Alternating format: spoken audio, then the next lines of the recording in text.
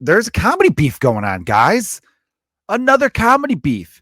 I joked on this podcast not that long ago. I think when I was talking about the Scottie Pippen, Michael Jordan thing going on, about how people will get a little beef going when they're trying to sell something. Scottie Pippen, this book, Kanye is the best at that. I feel like he's always like, I got something I got to sell soon. All right, I'll call someone a cunt. And then he does it, and it seems to work because he gets all the press. And now there's a comedy beef going on that I don't think it's not manufactured, obviously. I was joking about on previous episodes about how I need to start talking shit to someone, but it's getting their names out there. Michael Che and Tim Dillon.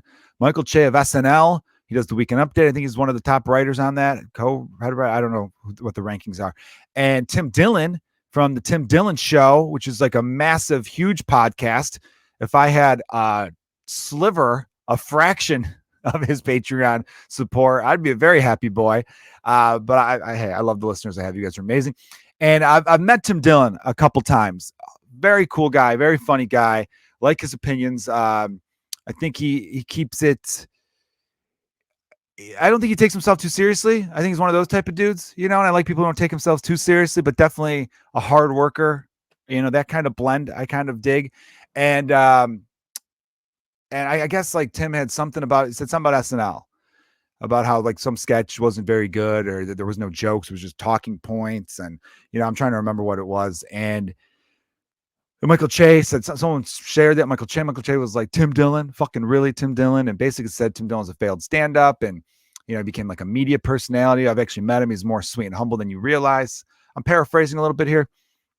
And Tim Dillon responded basically like, I could sell more tickets than you ever could. I'm bigger. I'm genuine. You work for a fucking NBC network. Maybe I'll look up the actual tweet instead of this paraphrasing. Joe, get it together. And so I don't know. They're beefing a little bit, and they were trending on my Twitter for the last day or two. And it makes me think to myself, I'm like, man, it's a good way to get yourself out there. So I was joking in past podcasts about starting a beef if I need to release something or if I'm trying to, make some money. Might be coming up soon. I don't know who to beef with yet, though. So if you guys out there paying attention and you just see me going off on social media being like, hey, Jay Leno, fuck you. I'll put my balls on that stupid ass chin. Like, yeah, oh, I like denim. Why do you have so many cars, Jay? Huh? 100 cars? You own 100 Porsches or some bullshit? How tiny is your penis? You get a little tiny dick, Jay? Is that what it is? A little small penis, huh? And it's just never good enough. So you got to buy car after car after car. Ooh, aren't you a big man now? Huh? Maybe buy another 7 cars and someone will fucking love you, you piece of... I don't know. I don't never met Jay Leno. But it's an insane amount of cars, though. Seinfeld's got a lot of cars, too. It's just you know what it is, though? Those two dudes, I've realized this. They're around my dad's age or so. My dad doesn't collect cars or anything like that, but he likes cars. He watches the car shows, when it's like people in a garage yelling at each other, fixing cars. And that generation of dude, the car was still a big, big deal. A lot of families didn't have one, and then when they got one, you took care of it, you treated it well. And cars, got American muscle. There was a thing about them. They were still, even though obviously the freaking Model T came out in like 1908, but as far as like everyone having one, that was the big thing. The way for my people my age, it's the computer. We got infatuated with the computer and all this cool shit with software and everything like that. They were the car. I think every generation or so has that big new thing that you just carry with you your whole life. Like video games for us as well became a really big thing. Except for, I play video games, but I play like old games. I'm a person who's always a decade behind. Whatever the new video game is that everyone's playing, I'll get on that 10 years from now. So here's what Tim Dillon's response was. Of course, I moved it and now I lost it. So he goes back after Michael Che by saying, what the fuck did he say? Hold on. Got to get the Twitter coming. And you tweet too much, Tim. I can't find the fucking tweet. It was right there. This was 2 days ago. You tweet so much, did you delete it? No, he would never delete a tweet. Get respect for that. All right, here we go. He responds to, so first we got to back up. Michael Che has this like Tim fucking Dillon in response to someone on his Instagram stories, it looks like, who was saying, hey, you see Tim Dillon's tweet about how shitty your sketch was or how bad SNL's been lately? And then he just writes back, like, Tim fucking Dillon, like, question mark, exclamation point, like, I give a shit. And then this dude, clearly a Tim Dillon fan, writes $190K a month on Patreon. which also like, dude, Tim, good on you, man. And he goes, I don't care if it's Michael Che goes, I don't care if it's a zillion. I know Tim Dillon, and he ain't what you think he is. He's a sweet, humble guy who really tried to stand up, got nowhere, became a media personality because it's much easier, and we're all very happy for him. But don't get fresh, Tim. So I don't know why he's responding to Tim through someone else. Here's where Che kind of bitches out. And again, I've never met Michael Che. I know people who know him say he's a really awesome dude. So I'm not going after these people. I was going to say I'm not taking sides, but if I'm taking sides, I've met Tim a couple times, liked him. Tim follows me on Twitter. Michael Che doesn't. I don't even know Michael Che has Twitter. Fucking who cares? But yeah, it's kind of like I don't think Tim's opinion was something that if you're on SNL, maybe you don't like someone bashing it a little bit. But I thought Tim's critique was okay. I don't know. It feels like, yeah, he said he doesn't like the current season of SNL or lately the last handful of years. He's entitled to that. I don't know. I feel like it's a bad look if you take it too personally. I say that as someone who takes shit way too personally often. But Che to just be like, who the fuck's Tim Dillon? All this kind of stuff. Doesn't really look good. And to say that Tim was a failed stand-up comedian is kind of bullshit. Tim had a Netflix 15-minute special, and I believe was on Comedy Central for another show. I don't know if he had a half hour. He might have had a half hour, and was working most of the New York comedy clubs, probably all of them as far as I know, before his podcast blew up. So Che, you're wrong to say he tried stand-up and got nowhere. If your definition of getting nowhere is Netflix, Comedy Central, and steadily working every evening, then you're fucking nuts. That's ridiculous because you were only a little bit ahead of that, right? I mean, you had a Netflix special, which I liked. I liked his special overall. Michael Che's special, the one that had the Black Lives Matter joke that went viral. It's a hilarious joke that, to be honest, if I could give you a critique, I'd give you a critique, but you'd be like, Joe Kilgallon, who the fuck's that? See, actually, that would help me because then maybe people would look me up and be like, hey, Joe Kilgallon's pretty funny, actually. But I remember in Michael Che's special being like, why'd you put that joke like third? That was like his 7 minutes in was his best joke. And then I don't know. There's a lot of I've said that, I've talked about this with a lot of people. A lot of modern stand-up comedy specials, they don't seem to have a closer. The specials I loved growing up from like all the heavyweights, you know what I mean? People were like on the Mount Rushmore of stand-up comedy where there was Pryor, Carlin, this guy Pryor, he's the picture right behind me.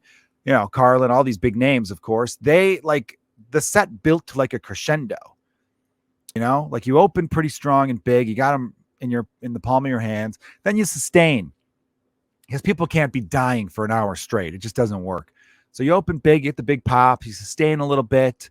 You know, almost like a movie. You got some pacing going. You get some big laughs here, big laughs there. You're kind of taking them on a journey a little bit. Everyone's having fun. Then you kind of build up.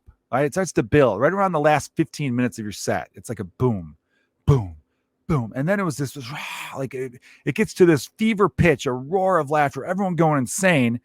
And then at the height of that, you say, thank you, good night. And then the crowd's just, that was a fantastic. What a show. What a show, they're saying. They're going nuts, right? All right, everyone's like, oh my God, I want to fuck that guy. That's what they're saying, right?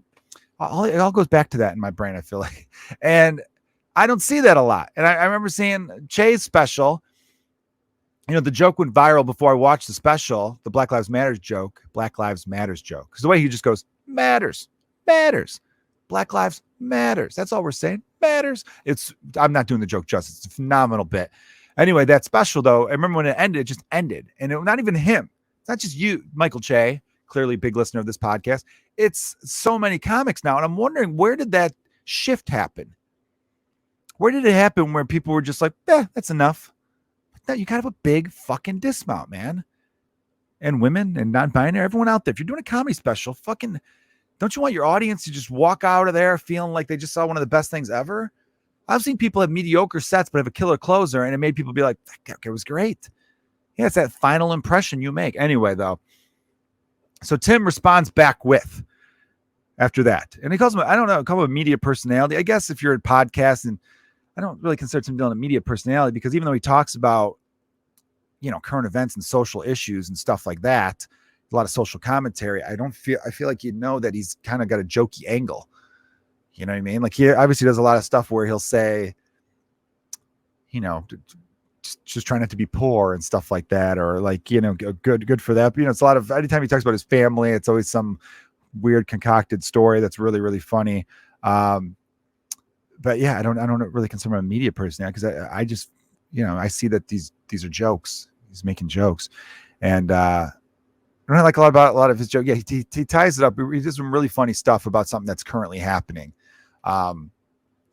And then he's got a good way about it where then he'll have posts as far as like, you know, real opinions. He'll say stuff like, yeah, I think everyone should have healthcare, of course, you know? So he'll throw out some real nuggets there where he'll give it. I remember trashing the Democratic Party, being like, why don't you guys ever run on the shit that people like about you? You know, like things like that in between a lot of his other funny stuff, you know? Anyhow, though, so yeah, what he says here is, here's the reality. I sell more tickets than Michael Che ever has.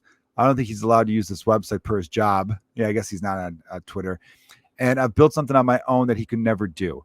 Che has done well for a drunk who could barely read, but his show sucks, period. And he knows it, period. I don't know if he had like a follow-up to that tweet, but yeah, I mean, that's basically, yeah. So there's a little back and forth. Che just goes, I don't want any trouble, because Tim's got a lot of fans, and people with big fan bases, their fans kind of get out of control sometimes. That's the one thing, though, that you'd like to see. Some of the bigger names out there who have these hardcore fans, have them be like, hey, settle down. I'm a grown man. I said my piece. You don't need to fill his inbox with hate. Chill the fuck out. He had an opinion that I didn't like, and I had an opinion he didn't like. We talked some shit. That's that. We're going to move on now. Okay? Like, that's what I would like to see a little bit out of from people. And I get it, though. If you're a fan of someone and someone talks shit, you want to stick up for them. Makes total sense. Like when people were going to the one thing, and again, people could go after whoever they want to go after. I'm for it on all sides. That's the thing of it, you know. Everyone acts like I don't get offended. That's all these little bitches over here get offended. It's like, okay, well then I'll make fun of what you like and watch how quickly you get offended. So all the people who went after Chappelle, and a lot of which were just like, hey, I don't agree with what your take is on what Chappelle was trying to do, or the people who are like, no, yeah, I see your point there. I definitely see your point there. So even take all that aside, the fact that so many of the people who were like going after Chappelle, one of the things they said was, fuck all the people who feel the need to stick up for Chappelle. He doesn't know you. He's a millionaire. He's doing just fine. It's like, yeah, you're right. He doesn't know the people who are sticking up for him, most of it at least. And he is a millionaire who's doing fine and will continue to do just fine. But that's not life. In life, when you like a thing and other people trash it, you instinctively want to stick up for it. You know, I'm a Cubs fan. When people talk shit about the Cubs who aren't Cubs fans, I have the urge to be like, hey, fuck you. It'd be weird if every time I got into a little sports debate with someone, some fucking, you know, stiff walked up being like, hey, you don't own the Cubs. The Cubs don't own you. You know what I mean? The Cubs are $1 billion team. They don't need you sticking up for them. They're doing just fine. Like, it'd be like, what? Fuck, like, what are you? Go eat shit, you fucking toad. Like, it'd be like, what are you doing? So that part of it, I think people are really dumb about. It's just, it's part of the Twitter. Twitter is just too many opinions all the time. All the time. Too many opinions. There needs to be some sort of like threshold of which you get to say what you want. I mean, I guess it's, you know, message boards, comment boards, that all started before social media. There was message boards for all sorts of things that people were fans of. And it was great. You know, people who like things, and they would get heated and talk shit and all that stuff. It's the people who take it too far, and let people be fans. Let people be fans, but in the same regard, if you can, tell your fans, hey, let's calm down a little bit here. We don't need to be consumed by you know, a little spat I had with someone else. So yeah, it's always funny to see comedians react to a comedy beef, though. You know, some just are smart enough to know like, it'll be gone in a day or two or whatever, and then others just dive so deep into it. It's kind of like those fringe open micer comedians who are like, this is something, because they want to be part of comedy. A lot of open micers, they're just not good. They're not good yet. Maybe they'll be good down the road. I don't know. I'm a fucking sunny optimist in a lot of stupid ways, but they're not good.